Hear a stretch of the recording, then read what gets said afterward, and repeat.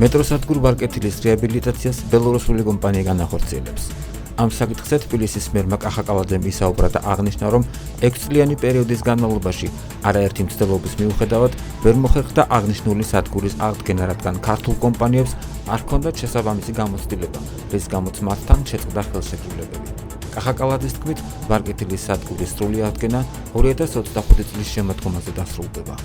მეტროსადგურ ვარკეთილის სარეაბილიტაციო სამუშაოების მოკლევადაში დასასრულებლად გავაფორმეთ ხელშეკრულება ბელორუსულ კომპანიასთან პრობილდ ექსპერტი და მიმდინარეობს რკინა-ბეტონის კონსტრუქციების სრული კვლევა, ასევე აღდგენის პროექტის მომზადება. პროექტის ფარგლებში სამშენებლო კომპანია ბადა კონსტრაქშენმა უკვე განახორციელა ძველი ჭერის სრული დემონტაჟი, ბაქნის ქვეშ შიდა სამეურნეო სივრცეების სადემონტაჟო და სარემონტო სამუშაოები, შეკვეთილია ახალი ჭერის კონსტრუქციის მოსაწყობად საჭირო ყველა მასალა.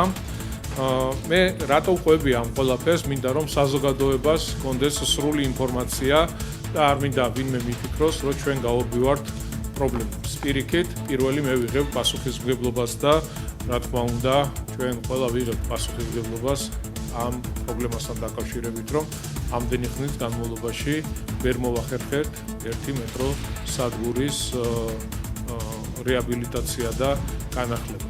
თუმცა კიდევ ერთხელ აღნიშნავ და აღწერ იმ პრობლემებს და გამოწვევებს, რაც არსებობს ზოგადად ამ მიმართულებად.